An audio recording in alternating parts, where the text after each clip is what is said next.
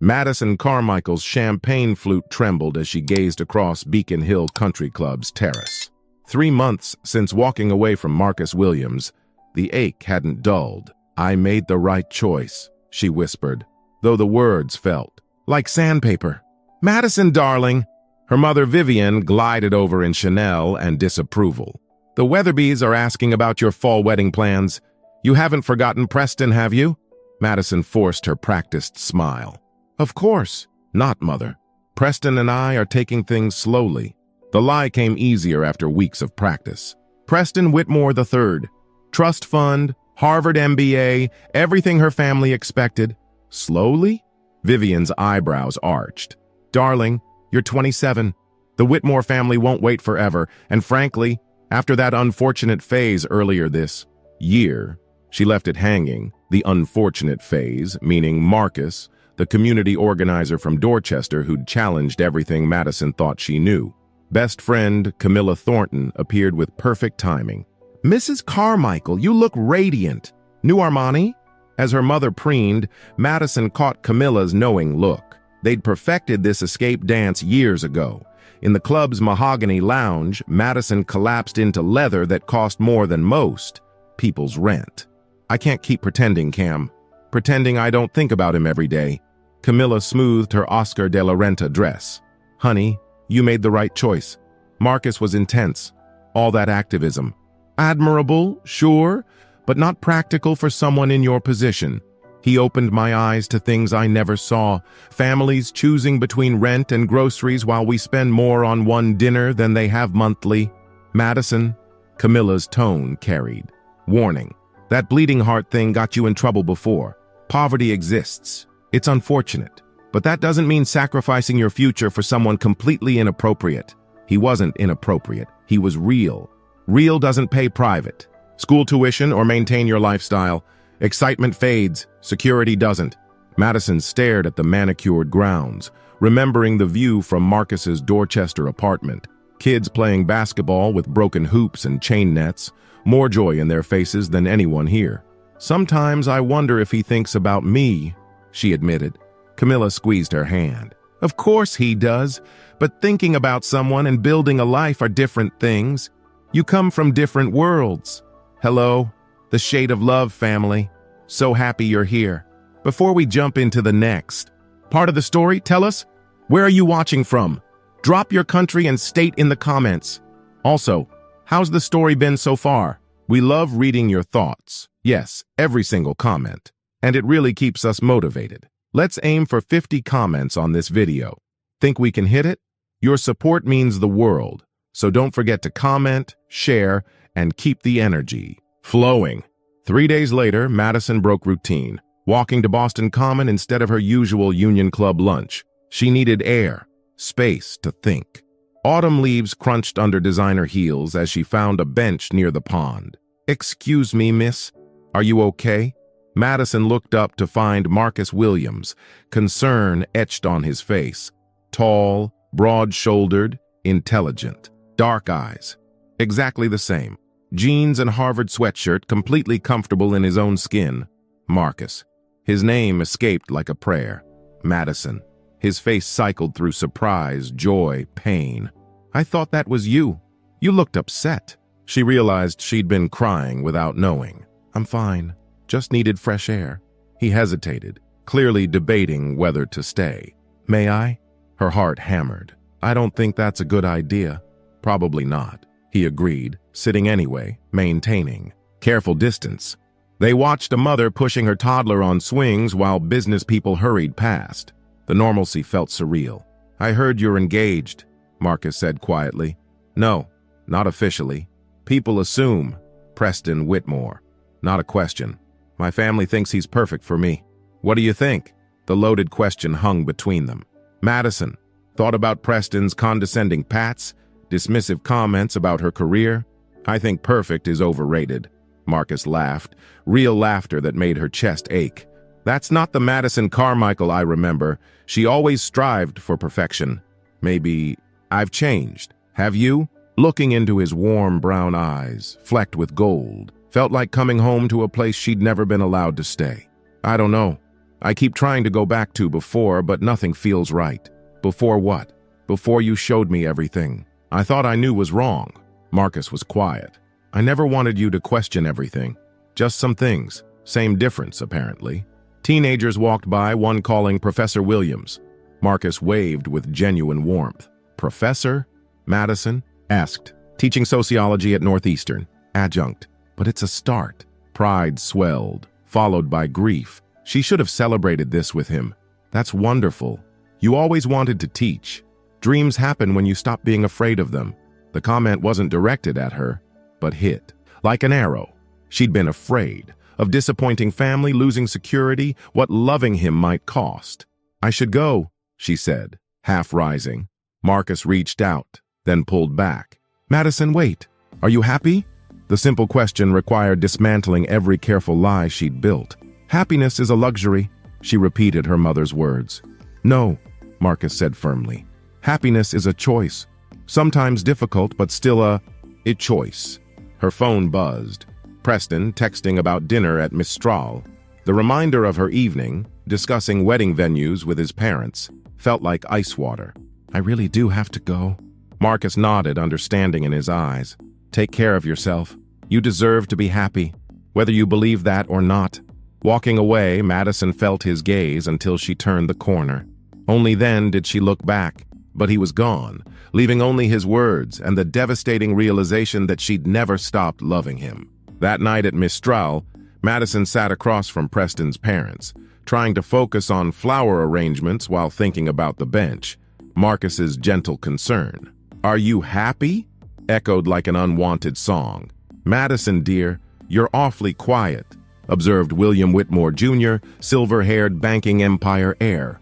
Sorry, tired from work. Preston patted her hand.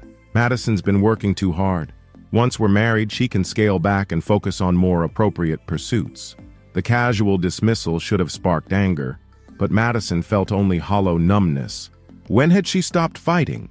That's wise, Helen agreed. A woman in your position should focus on charitable work, social obligations, building the right kind of life. The right kind of life. Madison thought about Marcus teaching, changing minds, inspiring students to see differently. What was she doing? Marketing investments for people who already had more money than they could spend. After dinner, Preston walked her to her BMW. Mom's right. Once we're married, there won't be time to play career woman. Between social obligations and starting a family, play career woman? Madison stopped. Preston looked confused. Poor choice of words. You won't need to work. I make enough to support us. What if I want to work? Why would you? We'll have everything we need. Everything he thought they needed. Later, alone in her Beacon Hill townhouse, Madison opened the spring folder she'd avoided for months.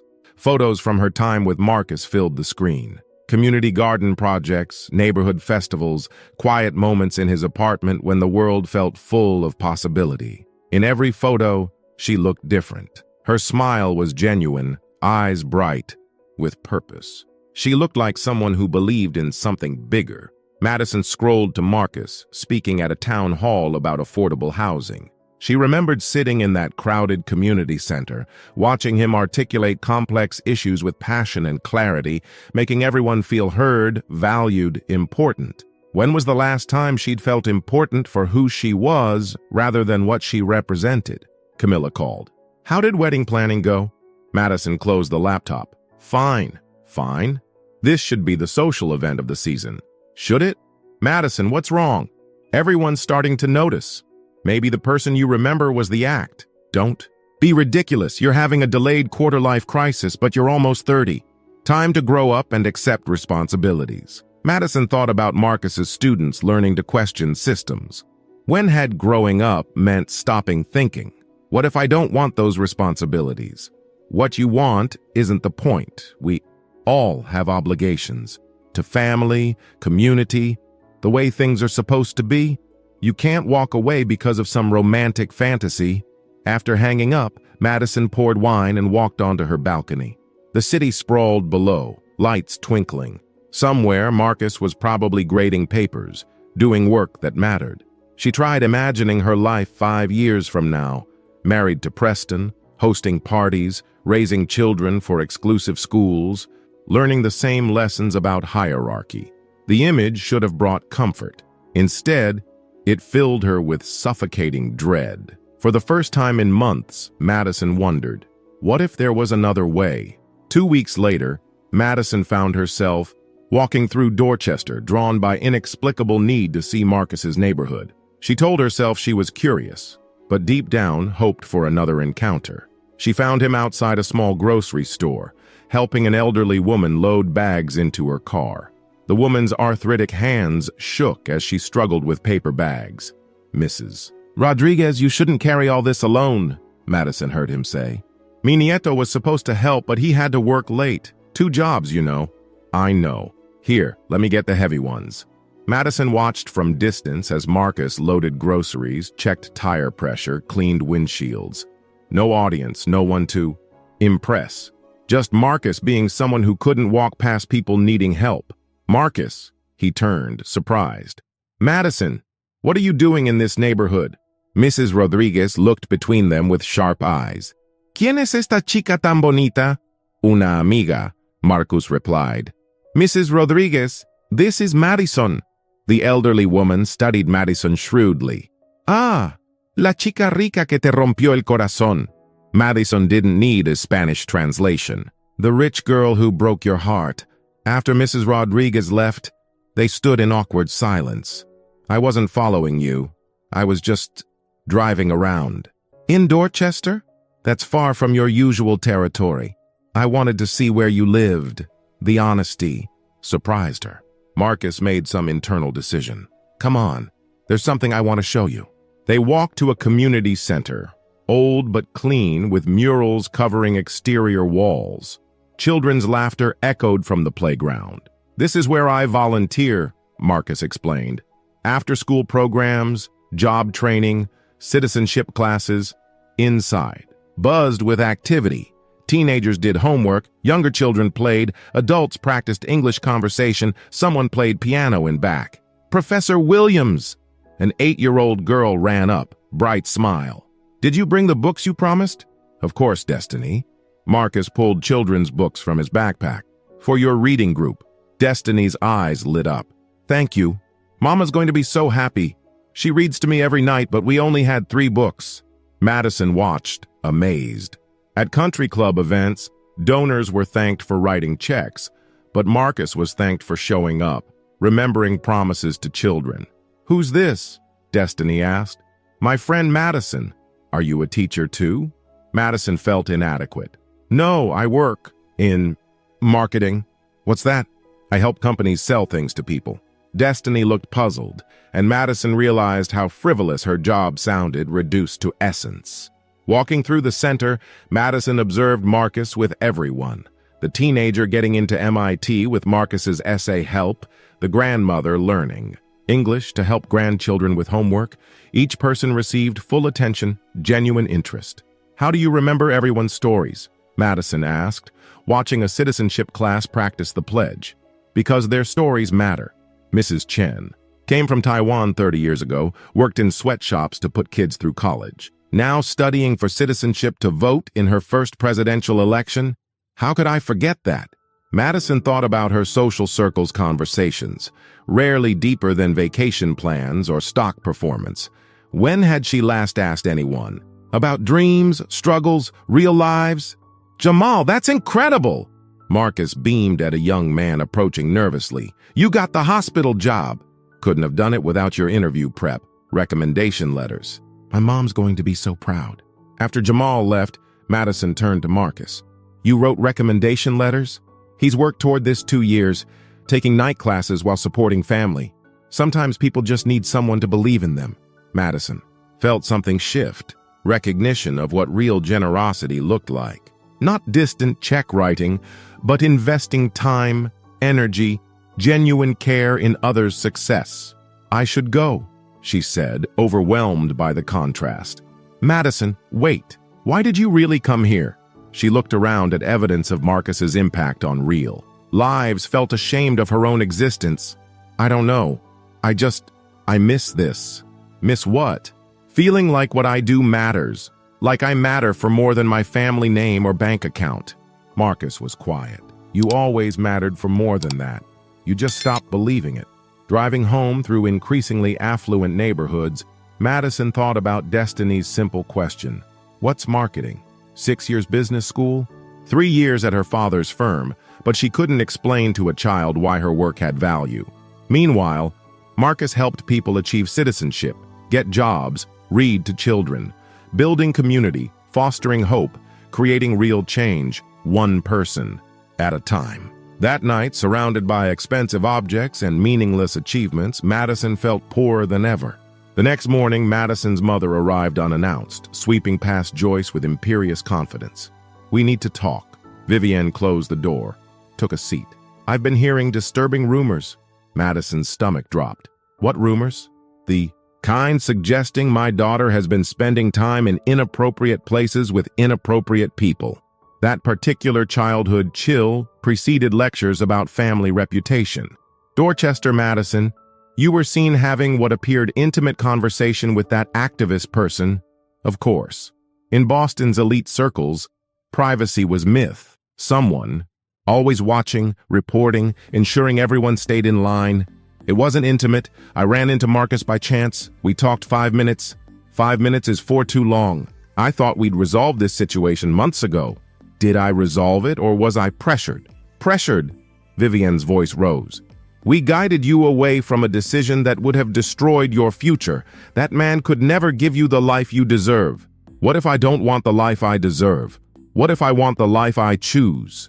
Vivienne's face cycled through expressions before settling on disappointed concern. "Madison Elizabeth Carmichael, you're talking like a romantic teenager who thinks love conquers all. Let me tell you about love. It doesn't pay private school tuition, maintain social standing, or preserve family legacies. Maybe some things are more important than family legacies." Vivienne went pale. "More important than family? Than sacrifices your father and I made for your advantages? Than obligations that come with privilege?" Before Madison could respond, her father appeared. His presence filled the office. "What's going on?" Richard asked, though his tone suggested he knew. "Your daughter is having another episode," Vivienne said, "questioning everything we've taught about responsibility and appropriate behavior." Richard sat heavily. "Madison, your mother told me about yesterday's Dorchester adventure. What were you thinking? That maybe there's more to life than country club dinners and charity galas, where we congratulate ourselves for caring about people we never meet. There's nothing wrong with charity galas. They raise significant funds. But that doesn't mean personally involving yourself with every social issue. What if I want to personally involve myself?" Richard and Vivienne exchanged that look, the one from countless times growing up when she'd expressed interests misaligned with their expectations. "Then you do it appropriately," Richard said, "through established organizations with proper oversight, not wandering rough neighborhoods with unsuitable companions." "Marcus isn't unsuitable. Harvard master's degree, teaching at Northeastern, doing more community good than anyone I know." "What's his family background?" Vivienne asked sharply. "Financial situation? What future could he possibly offer you?" The questions revealed everything Madison had been avoiding about her family's values. Love, compatibility, shared goals. None mattered if financial and social equations didn't balance. "Maybe I don't need someone to offer me a future. Maybe I can build my own." "With what?" Richard's voice carried genuine bewilderment. "You've never lived without financial security, social connections, family advantages. You have no idea what that life actually looks like? So I should never find out." "You should never have to," Vivienne said firmly. "That's the point of maintaining standards, making appropriate choices, ensuring future generations don't struggle like previous ones did." "What if I want to struggle? What if I want to earn something instead of inheriting it?" Richard stood, patience exhausted. "This conversation is over. You're going to stop these ridiculous excursions, focus on your relationship with Preston, and remember who you are and where you come from." "And if I don't?" The question surprised even Madison. She'd never directly challenged their authority so explicitly. Richard's face hardened. "Then you'll discover exactly how difficult life can be without family support, and I promise it's much less romantic than you're imagining." After they left, Madison stared out at the harbor. The threat was clear: fall in line or face consequences. Her family had power to make her life very difficult. But for the first time, she wondered if difficult might be better than empty. Hello, the Shade of Love family. So happy you're here. Before we jump into the next part of the story, tell us, where are you watching from? Drop your country and state in the comments. Also, how's the story been so far? We love reading your thoughts. Yes, every single comment, and it really keeps us motivated. Let's aim for 50 comments on this video. Think we can hit it? Your support means the world. So don't forget to comment, share, and keep the energy flowing. The crisis came 2 weeks later via emergency town hall meeting about a Dorchester development project. Madison learned about it from news articles. But what made her blood run cold was the developer, Carmichael and Associates. Her father's firm was behind the project, destroying the community where Marcus worked, where Mrs. Rodriguez lived, where Destiny and Jamal built their lives. Staring at the article, Madison felt the floor drop away. All her father's talk about responsible development, creating value, smart investments. This was what he meant. Profit over people, return on investment, over human cost. She printed the article and walked to her father's office without announcement. Dad, we need to talk. She placed the article on his desk. Tell me this isn't what I think. Richard glanced at the paper, recognition flashing. It's business, Madison. A profitable opportunity that will revitalize a struggling neighborhood. Revitalize. By kicking out everyone currently living there? By replacing substandard housing with quality development, attracting new residents and businesses. Madison felt sick. Dad, those families have nowhere else to go. Do you understand what this will do? I understand that emotional attachment to failing neighborhoods doesn't create economic growth. This is exactly the naive thinking I've warned you about. Madison spent 3 days researching everything about the project, accessing her father's files, reviewing financials, studying regulations until her eyes burned. What she discovered made her stomach turn. This wasn't just about profit. It was systematic displacement. Her father's firm had quietly bought properties for months, often from elderly residents who didn't understand true value. Fair market compensation was fractional compared to post-development worth. She found patterns in other Carmichael projects. This wasn't isolated. It was business model. Buy low in struggling communities, develop high-end housing, price out residents, repeat. Thursday morning, Madison requested another meeting, carrying evidence folders, heart-pounding, but resolve. Steady. I've been reviewing the Dorchester project files. She placed folders on his desk. Did you know Mrs. Chen sold her property to us for $60,000? Same property now valued at $300,000? Property values fluctuate based on development potential. Basic real estate economics. She's 83, doesn't speak English well. Did anyone explain she could have gotten 5 times what she accepted? Richard's face hardened. We made legal offers that were accepted. We're not responsible for others' business decisions, aren't we? Madison opened folders, pulled out a photograph. This is Mrs. Chen at her citizenship ceremony last month. She saved 40 years to buy that property, her piece of American dream. I'm sorry for her situation, but sentiment doesn't change business realities. Madison felt something break, not heartbreak, but final snapping of whatever had held her. To this life version. Then change the business, she said quietly. What? Change the project. Design it to include affordable housing for current residents. Work with community instead of displacing it. Richard stared as if she'd suggested arson. That's not how development works. Mixed income housing reduces profit margins, complicates financing, creates management issues. So make less profit. The simple statement hung like foreign concept. Make less profit? Richard's voice carried genuine bewilderment.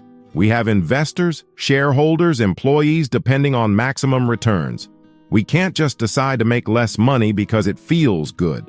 What if making less money was the right thing to do? The right thing is maximizing value for investors while following applicable laws, which we're doing. Madison looked at her father, really looked, and saw a man so trapped in his worldview he couldn't imagine operating differently. Dad, what if the laws are wrong? What if a system allowing us to legally destroy lives for profit needs changing? Richard stood abruptly. This conversation is over. You're clearly too emotionally involved to think rationally about business. Maybe rational thinking is the problem. Before he could respond, Madison walked out, went straight to her office, typed her resignation letter. Then she did something unthinkable a week earlier. Copied all Dorchester project files onto a flash drive. Her hands shook as she gathered personal belongings. Joyce watched with concern but asked no questions. Preston texted about dinner. Instead of responding, she deleted his number. An hour later, Madison sat across from Marcus in their usual coffee shop. The flash drive sat between them like a small bomb. "Everything's there," she said. "Property acquisition records, financial projections, correspondence with city planners, demographic studies showing exactly which families will be displaced." Marcus stared at the drive without touching it. "Do you understand what you're doing? This is corporate espionage. If your father presses charges, he won't press charges against his daughter. He'll disown me, but won't have me arrested." "Are you sure?" Madison thought about the cold anger in her father's eyes. "No, but I'm sure this is right." Marcus finally picked up the flash drive. "What's your plan?" "I don't have one. I just know. Mrs. Rodriguez and Destiny and those families deserve someone fighting for them who actually has power to make a difference." "And you think you have that power?" "I have information, connections, and nothing left to lose. That's a kind of power." Marcus studied her face intently. "Once we use this information, there's no going back. Your family will never forgive you. Your social circle will shut you out completely. You'll be starting over with nothing." Madison thought about her empty townhouse, meaningless job, engagement to a man she didn't love. She thought about Mrs. Chen's citizenship ceremony, children, losing schools, families scattered for luxury condos. "Nothing sounds better than everything I have now." Marcus smiled, the first genuine smile since their relationship ended. "Then let's figure out how to fight this thing." As they bent over Marcus's laptop, strategizing how to use information to stop development, Madison felt something she hadn't experienced in years. Purpose. She was finally fighting for something that mattered, using her advantages to help instead of just maintaining position. The path ahead was uncertain and costly, but it was hers. For the first time, Madison was choosing her own story. The Boston Globe article ran Sunday front page. "Inside Boston's affordable housing crisis, how development deals displace families." Reporter Janet Morrison's byline, but Madison's flash drive information. Madison sat in Marcus's apartment, reading while coffee grew cold. Every detail was there: below-market acquisitions, demographic studies targeting elderly and immigrant residents, financial projections treating human displacement as acceptable cost. "Any regrets?" Marcus asked, bringing fresh coffee. Madison's phone had buzzed nonstop since the article went online at midnight. Calls from parents, Preston, colleagues, reporters. She'd turned it off an hour ago. "Ask me when my father's lawyers are done with me," she said, but no real fear in her voice. Working with community organizers and legal aid attorneys, they'd filed injunctions halting development, citing inadequate impact studies and potential fair housing violations. Madison's information revealed exactly which corners Carmichael and Associates had cut. By Monday morning, national news outlets picked up the story. "Madison Carmichael, daughter of prominent developer Richard Carmichael, has blown the whistle on her own family's business practices," announced CNN. Leaked documents reveal patterns of targeting vulnerable communities for development projects critics say amount to systematic displacement. Madison dressed for what would be the most difficult day of her life when Marcus knocked. "There are reporters outside, a lot of them." Madison peered through the window at the crowd. News vans, cameras, journalists with microphones. "I have to talk to them eventually. Are you ready?" Madison thought about the townhouse she'd never return to. Family who'd probably never speak to her again.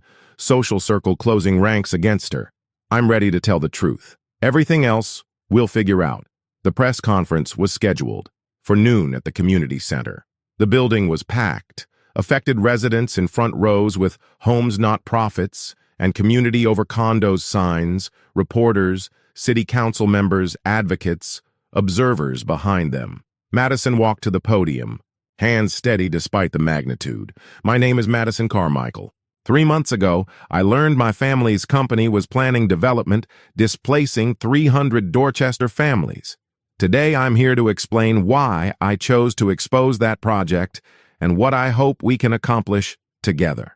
She spoke 20 minutes, detailing file discoveries, explaining development processes, outlining human costs of treating housing as commodity rather than human right. I know some will say I betrayed my family, but I believe real betrayal is staying silent when you have power to prevent injustice.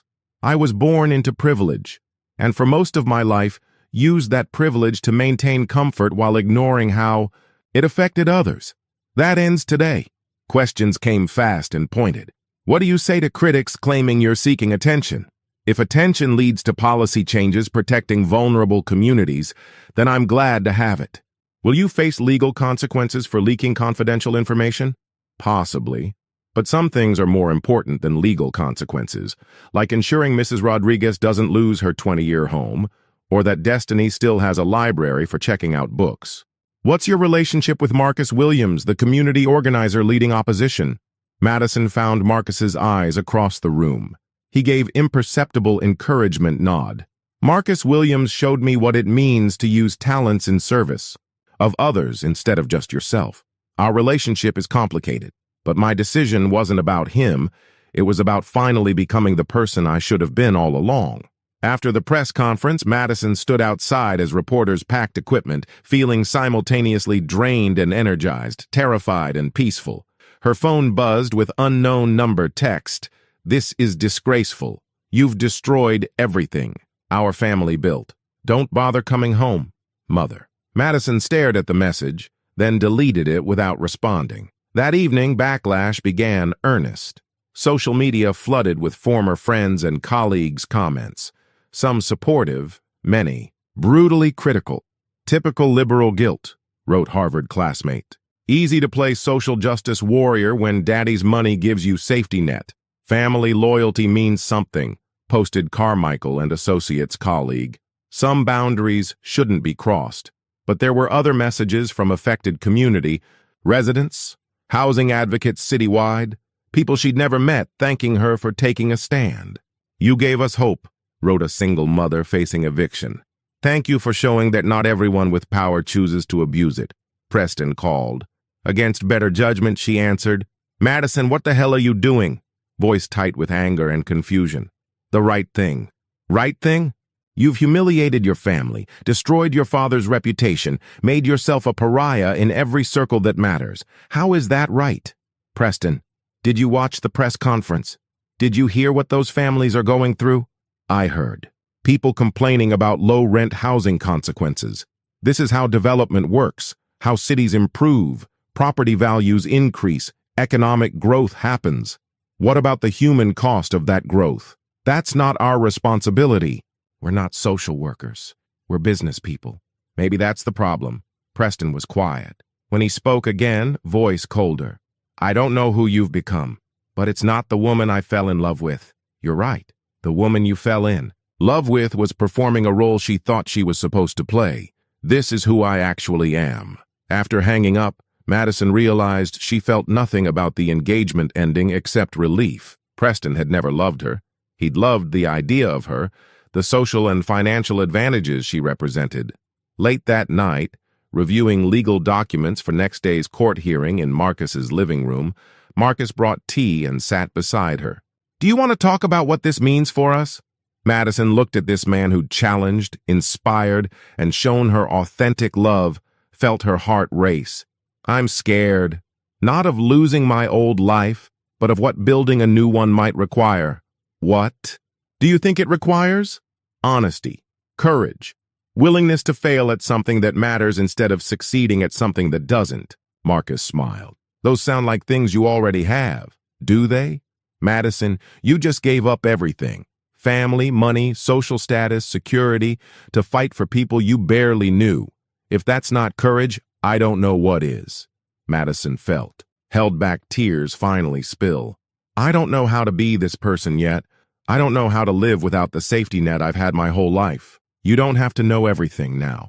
You just have to keep choosing to be authentic instead of comfortable. And you'll help me figure it out? Marcus squeezed her hand gently. I never stopped wanting to help you figure it out. I just needed to know you really wanted to figure it out too. As they sat together surrounded by legal documents and newspaper clippings, Madison felt something she'd never experienced. Peace that came from finally living in alignment with her values. Tomorrow would bring new challenges, court hearings, media attention, continued family anger. But tonight, she was exactly where she belonged. Hello, the Shade of Love family. So happy you're here. Before we jump into the next part of the story, tell us, where are you watching from? Drop your country and state in the comments. Also, how's the story been so far? We love reading your thoughts. Yes, every single comment, and it really keeps us motivated. Let's aim for 50 comments on this video. Think we can hit it? Your support means the world, so don't forget to comment, share, and keep the energy flowing. 6 months later, Madison stood in the same community center where she'd first seen Marcus helping residents organize. Today, the atmosphere was celebratory. Colorful banners hung from ceilings. Children ran between food-laden tables. Elderly residents shared stories and laughter in folding chairs. The Dorchester Development Project had been permanently halted after federal investigation revealed fair housing violations. More importantly, publicity led to citywide development practice review, resulting in new protections for longtime residents facing displacement. Madison! Destiny ran up with huge grin, arms full of library books. Look what I got! Mrs. Chen is teaching me Chinese words and I found books about China. Madison knelt to examine Destiny's treasures. Mrs. Chen had not only kept her home but become community elder, teaching language classes and sharing her story with new immigrants. That's wonderful, Destiny. Are you enjoying the books? Yes, and guess what? Marcus said you might help us start a reading program at the new community garden. Madison looked across the room where Marcus was deep in conversation with city council members about affordable housing initiatives. He caught her eye and winked, making her heart flutter like when they first met. I'd love to help with that. The past 6 months had been the most challenging and rewarding of Madison's life. Legal battles with family were settled out of court. She'd kept leaked information confidential in exchange for her father agreeing not to pursue criminal charges. They hadn't spoken since, though her mother occasionally sent brief, cold emails about family health updates. Preston had married someone else 2 months after their relationship ended, a socialite from prominent Cape Cod family who would never challenge his worldview or embarrass him at charity functions. Madison had found work with a nonprofit housing advocacy organization, earning a fraction of her previous salary, but feeling fulfilled in unimaginable ways. Her townhouse had been sold, and she now lived in a modest Jamaica Plain apartment, closer to the communities she worked with. "How are you doing, really?" asked Janet Morrison, the reporter who'd broken the story. She'd become something of a friend over months of investigation and follow-up reporting. "Happy," Madison said, surprised by how true the simple word felt. "Actually, genuinely happy. Any regrets about the path you chose?" Madison looked around the room at faces she now knew well. Mrs. Rodriguez, who'd invited her to family dinners. Jamal, who'd graduated from hospital training. Young mothers who stopped her on streets to thank her for helping save their neighborhood. "None," she said firmly. As evening wound down and people began cleaning up, Marcus approached with 2 coffee cups. "Successful event." "Very. I love seeing everyone together like this, celebrating instead of fighting." They walked outside for air, finding quiet spot on community center front steps.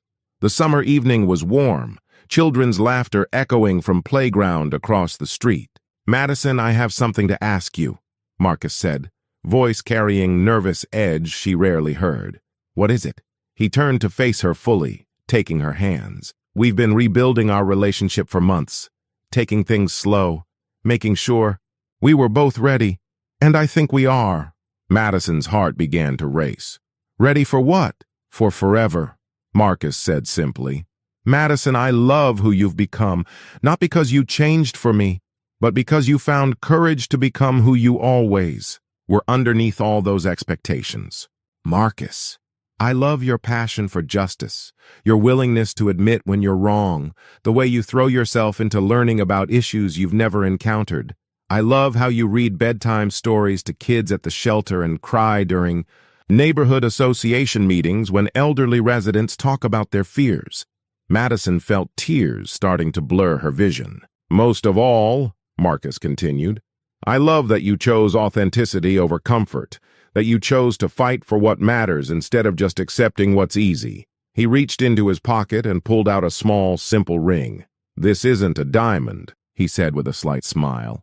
It's made from recycled materials by a cooperative of artists in the community, but it represents something real, a partnership between two people who want to build something meaningful together.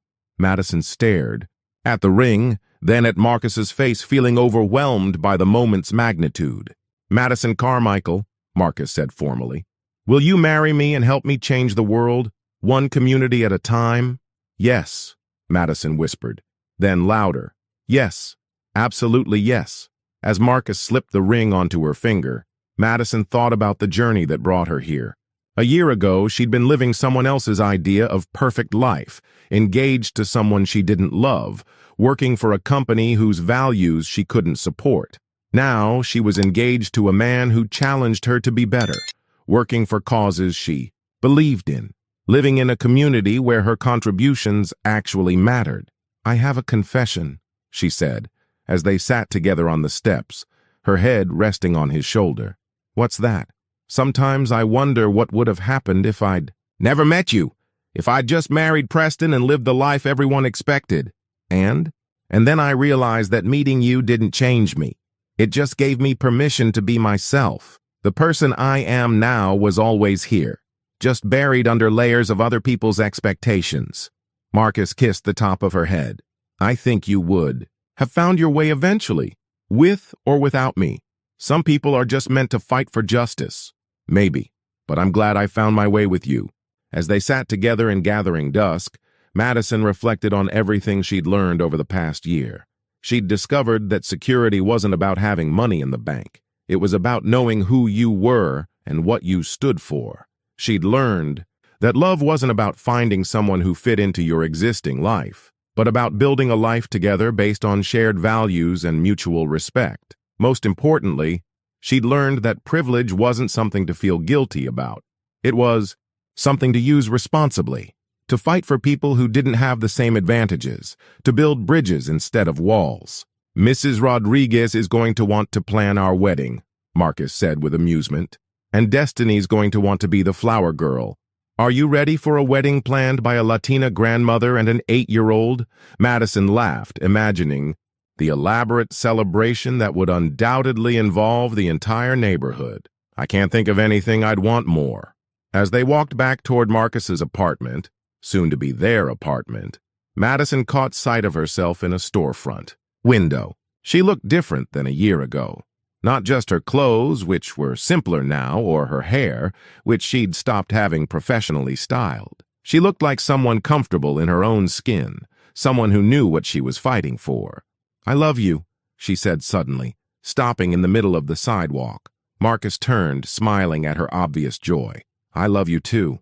No, I love you for seeing who I could be before I saw it myself, for believing I was brave enough to change my life. You were always brave enough, Marcus said, pulling her into his arms. You just needed a reason to be brave. You were my reason. No, he said firmly. Justice was your reason.